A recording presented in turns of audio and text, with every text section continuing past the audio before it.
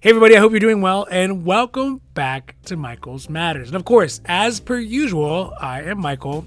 And this last week, we got some very interesting news that could have massive effects on the COLA for 2023. That is, of course, the cost of living adjustment that seniors, retirees, people on Social Security retirement, Social Security disability, so SSDI, SSI, VA, and railroad benefits get to help them to keep pace with the cost of rising inflation and the cost of everything else that's going up. Now, the reason for this is because we just got the newest set of CPI, or the Consumer Price Index information, that shows inflation still at one of the highest levels in the last 40 years. This is super important because it's data that is used to calculate what the COLA will actually be for 2023. Now, right now, moreover, it's also actually sort of double important because these are the months right now in August that are the actual months that Social Security uses when they do calculate the 2023 COLA. So it means that this month, and next month are going to be the most consequential of all for the year for the 69 million Americans who have Social Security as a source of support to help them make ends meet throughout the months. So today we are doing an update for what the 2023 COLA could be with the newest information, talking about the newest inflation numbers that came out, and whether now, with the slowing increase in the interest rate, that it could actually be good or bad for retirees' COLA. Oh, and then lastly, how this is going to affect the budgets, the lives, and the livelihoods of our friends and our families and our neighbors who are all retired.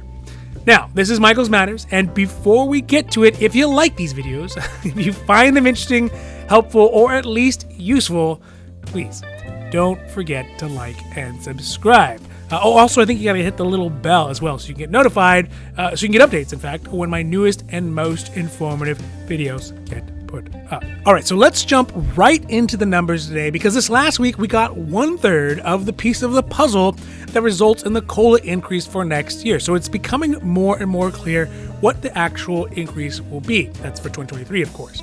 Now, based off the predictions from the Senior Citizens League, that is an advocacy group that works with seniors' issues, they are estimating that the COLA for 2023 could run up to 10.01% higher, which, of course, if it pans out, this number would be one of the largest COLA increases in quite some time. Here you can see is a chart of the COLA increases since the 1970s, and you can see that the only years with potentially higher COLA increases were in those huge inflation years of 1980 and 1981, which were 11.2% and 14.3%, which is really not that far off from where we are now.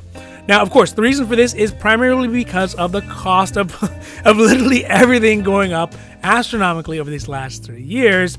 And let's face it, the COLA only rises when the rest of the world's costs go up. I mean, nobody is actually getting rich off the COLA. That's not what it's designed to do.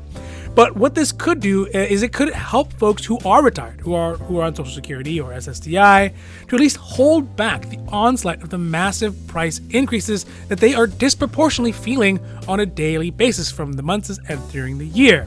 Now, the 10.01% is going to be a number that's on the high side. That's the high estimate. But the mid-level estimate that is probably more likely, that is, of course, if August and September's numbers come out to be inflation showing that it's lower, still has an estimated COLA increase of up to 9.3% from the Senior Citizens League, which is still a big, hairy deal. I mean, even at the mid-range number, the average Social Security check would go from $1,656, like it is right now in 2022, up to $1,814.98, or an increase of $158.98. That would be for 2023.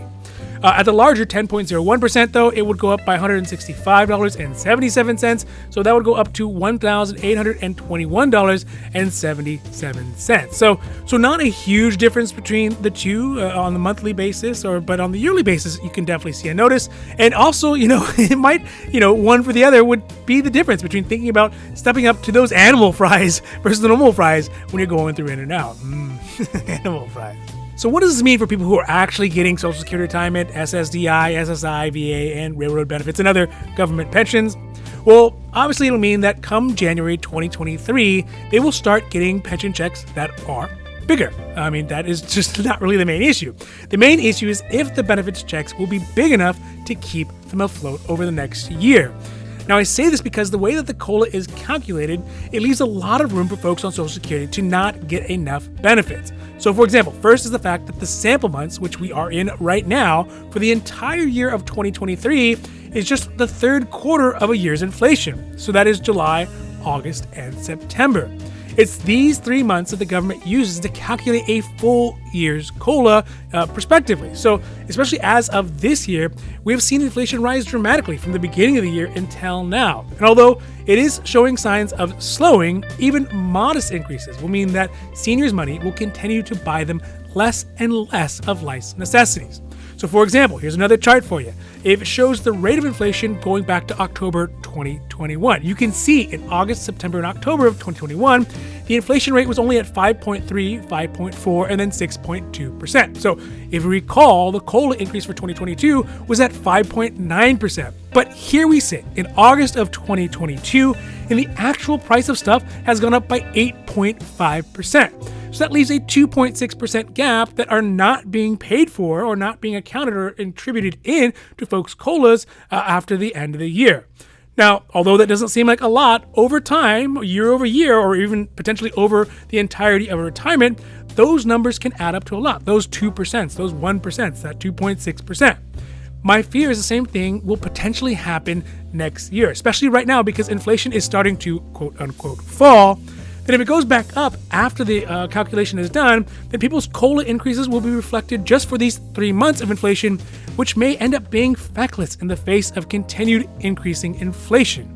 This could put some seniors in a position where they actually might have to choose between food and medicine or housing and gasoline and make even more difficult decisions about how to live out their lives with dignity.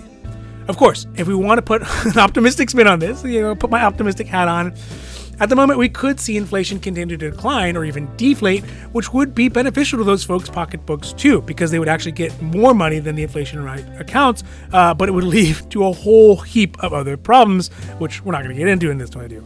Now, one last thing I want to note, not COLA related necessarily, but it could help put some money back into the pockets of seniors, is this new Inflation Reduction Act that just passed this week. Because we know that one of the biggest expenses that retirees have, especially as they get older, and the fact that it is not properly accounted for in the CPI and therefore doesn't get a dollar amount for the COLA corrected, is specifically prescription drugs. And in the Inflation Reduction Act, there's a lot of hype about things like climate change and pseudo Build Back Better stuff.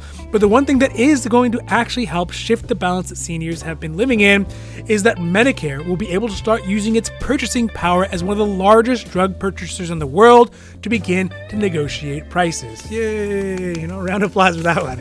This will have a marked effect on seniors' costs for prescriptions because let's face it, right now, at some point in the future, all of us, regardless of our age, regardless of where we are, regardless of what we do, we are all going to need to get some sort of medications, and those things are expensive. So I think this is an important legislative change that will help out seniors to actually save some money, even if the COLA doesn't go up appropriately. Now, another one is that passed in the bill was to limit how much somebody could pay on Medicare for their prescriptions overall, which is another really, really important one. But again, I'm not going to go too much in detail. I did another video on that. If you want to check it out, it's on the YouTube. But needless to say, for those folks who are being beaten over the head with prescription drugs cost every year, this will be a big release and really help to put some money back into their pockets and maybe help to compensate for some of that money that's not going to come in to the COLA because of those inefficiencies we just talked about. Now, overall, despite all its flaws, despite its likelihood of maybe potentially falling short, for that, I guess for that matter, its history of falling short, the COLA for 2023 will put money into the pockets of seniors, retirees, people on Social Security retirement, Social Security disability, that's SSDI, SSI, VA, and railroad benefits. There's no doubt about that. And anytime you can help those folks who need it the most, well, that just makes good sense. It's good for the country, it's good for our communities, and it's good for all of us. But there still needs to be adjustments to the program. I mean, the COLA started back in the 1970s and has not really had any major adjustments to it since then. I mean, what other things had not been tweaked since 1974? If you had a Chevy Chevelle from 1974, you would have to be completely rebuilding it by now. If you had a boat from 1974, you would have had to at least make some updates to it, or it would have likely have sunk by now. I mean, hell, even if you have a house from 1974, you gotta at least change out the bathroom and the kitchen designs. I mean, have you seen some of those? So my point is that it's time to make adjustments, and especially right now, because the current generations of seniors aging into Social Security is getting bigger and bigger. And waiting to make these changes to the COLA is just not going to be viable options for their health and for the security of their finances for the remainder of their retirement. All right, so thank you all so much for joining me today for Michael's Matters. And I hope that you enjoyed these videos, or at least you found them interesting or helpful, or perhaps maybe even just useful. And if you did, please don't forget to like and subscribe. That way you can get updates when my newest and most informative videos become available. So for Michael's Matters, I'm Michael, hoping that you take care of yourself, take care of others, and have a happy, healthy day.